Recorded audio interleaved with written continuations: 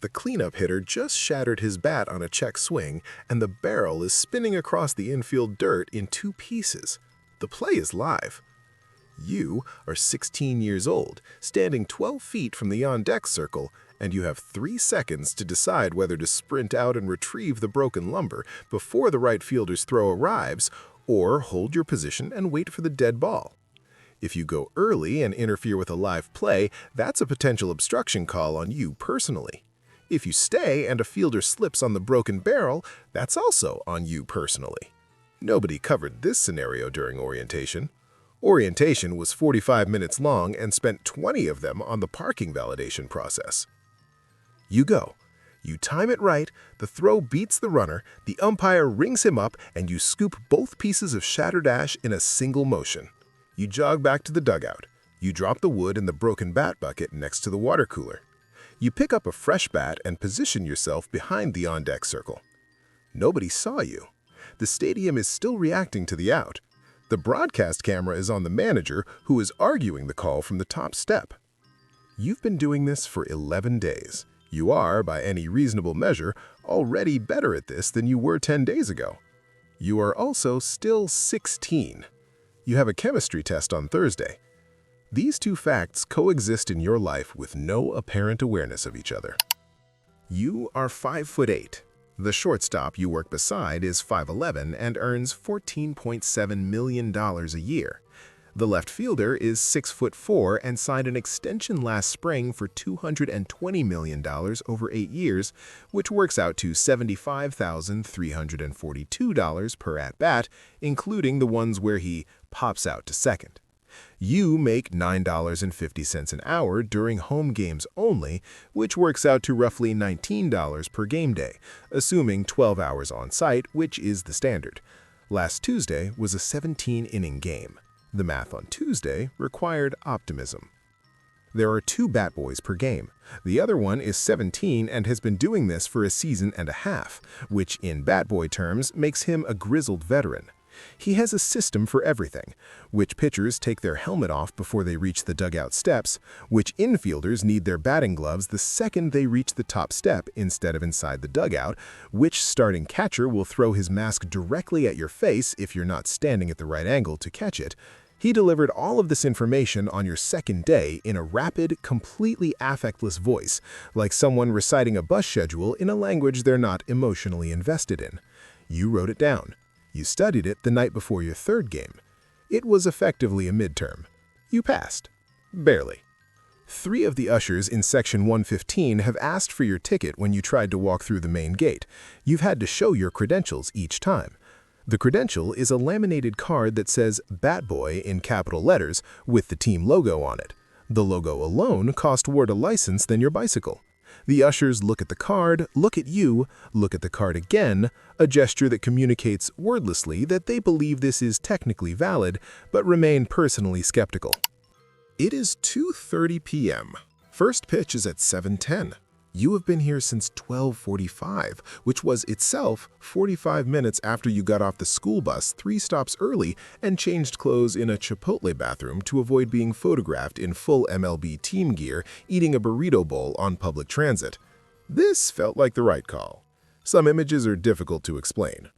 Your pregame responsibilities: organize the dugout bat rack in batting order sequence, place pine tar rags at both ends of the rack, fill the water cooler, position the Gatorade cooler at the far end of the bench, replenish the sunflower seed supply across 4 bench sections, collect and tag all batting practice bats, verify each helmet is correctly sized and shelved by jersey number, set out the rosin bag and the backup rosin bag, and confirm with the equipment manager that practice balls are logged and off the field. This is a written list.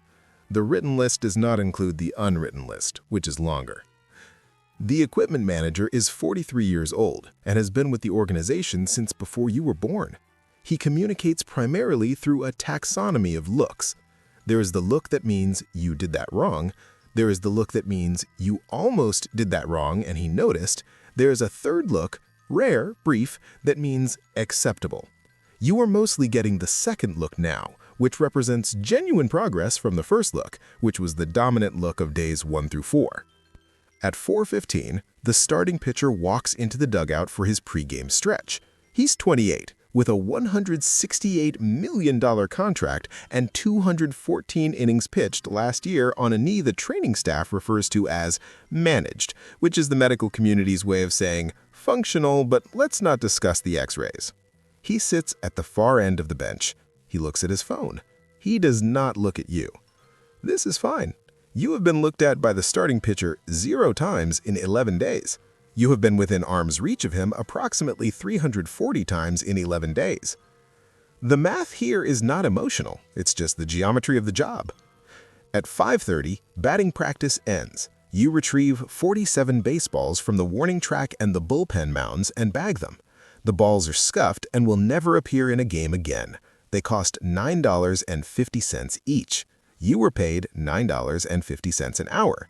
The poetry of this is not lost on you. It is not pleasant poetry, but it is consistent. 5th inning, score tied at 2. The first baseman grounds out to end the inning and drops his bat at the top of the dugout steps.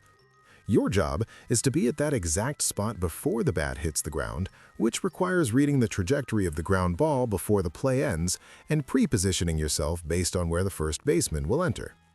You've been working on this timing for 11 days. You're at 70%. The equipment manager's look suggests that 80% is the threshold for invisibility. 70% is still a look.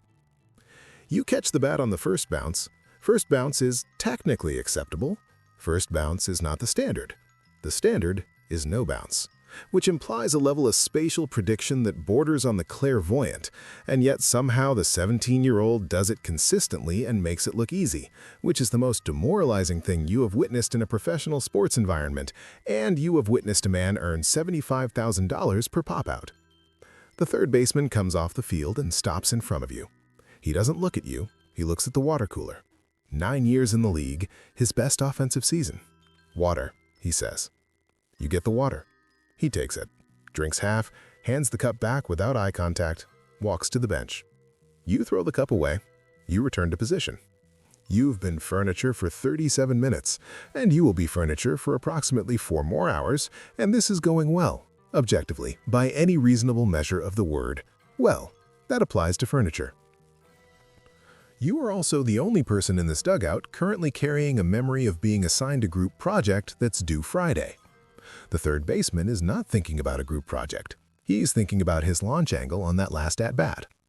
You are thinking about both of those things simultaneously and somehow functioning, which is arguably more impressive than either of those things individually, and nobody will ever say so. Bottom of the 7th, home team down 1 run. The starting catcher takes a foul tip off the inside of his right thumb. He shakes it out, he stays in. 2 pitches later, another one, same spot. He calls timeout, trots to the dugout steps. The thumb is swelling visibly, the skin already pulling tight across the joint. The athletic trainer is there immediately, gloved hands moving fast, pressing along the knuckle, locating the damage. The catcher's face doesn't change. 9 years in the league teaches you to run your pain on mute. Tape it, he says. The trainer says something quiet. The catcher shakes his head. The manager is watching from the far end of the bench, running the calculation. Burn a backup catcher in the 7th inning of a 1-run game? Or trust a man whose thumb looks like it lost an argument with a closing door? In the middle of this, while the trainer is wrapping the thumb and the manager is doing math, the catcher looks at you, not past you, directly at you. This has not happened before. You have been in this dugout for 11 days, and this is the first time a starting position player has made deliberate, intentional eye contact with you. And the occasion for it is a man with an actively injured hand who needs something. Kid, he says, pine tar rag. You get it. You hand it over. He rubs the grip 3 times, exactly 3, always 3, you've counted, and hands it back. The trainer finishes the tape job. The catcher rolls his wrist, tests the wrap, nods once. He goes back out. He throws out the runner, attempting to steal second on the very next pitch. 1.87 second pop time, taped thumb, full velocity, and the stadium comes apart at the seams. The manager is on the top step clapping. You are behind him, already back in position, holding the backup helmet you preloaded into your left hand during the throw, because your right hand was already on the next pine tar rag. The equipment manager sees this. He doesn't say anything. He gives you the third look. The third look lasts less than a second. You will think about it for a week. The home team wins in the ninth on a walk-off single. The dugout erupts the way dugouts do when something has been held tight for 9 innings and suddenly doesn't have to be anymore. Players pouring out, coaches, the bullpen guys who sprinted in from the outfield, a backup catcher who sat the whole game in full gear getting his knees destroyed by the bench. Everyone goes onto the field. You stand at the top of the dugout steps. There is an unspoken geometry to a walk-off celebration that nobody teaches you and you can't find in the manual, mostly because there isn't a manual. And the parts of the job that would require a manual are the parts they assume you'll figure out by watching. The players go onto the field. The coaches go. The trainers, the bullpen staff, the backup guys, they all go. You stay at the top of the steps. Not because anyone told you to, because you understood, somewhere around day 4, that this part isn't yours yet. Maybe not this season. You clean the dugout while they celebrate on the field.